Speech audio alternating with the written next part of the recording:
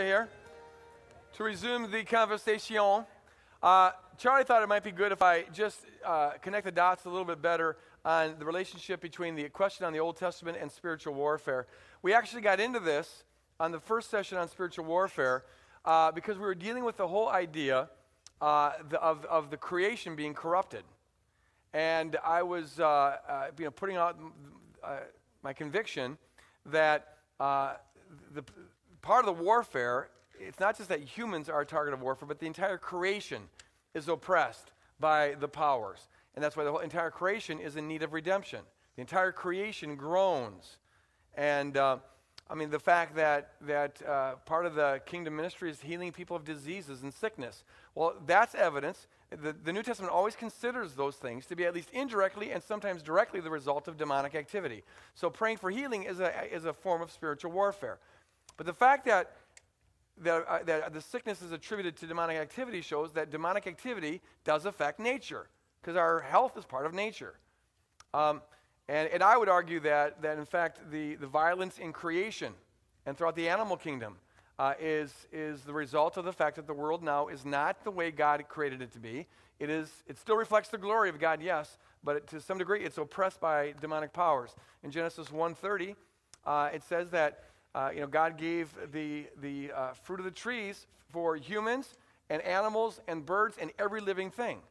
It was a non-violent creation, which tells me that, and we have to work out the details on this, and there's a number of ways of doing it, but that what's going on now with all the violence in nature, both in the animal kingdom and then against human beings, the cyclone in Bangladesh, all of that is not that there's a demon behind every one of those things, but that the laws of physics have been corrupted.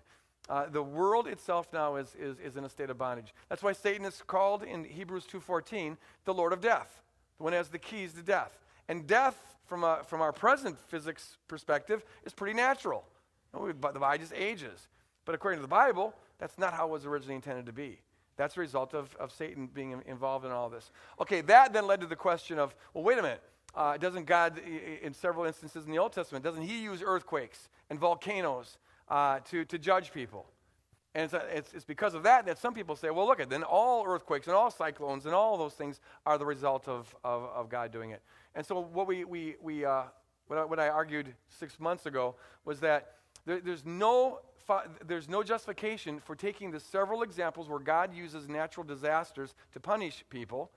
That's true, but nothing justifies universalizing that to explain all natural disasters, especially in light of the fact that you've got a whole dominant motif in the Bible that stuff is not the result of God's ideal will anyways, it's the result of demonic activity.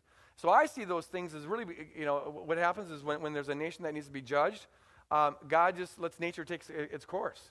And he may, if he needed to, aggravate it, but none of that would be happening if the world wasn't fallen, if we weren't in a rebellious state, and therefore if we weren't enslaved to the demonic powers. It never reflects God's ideal will. All right.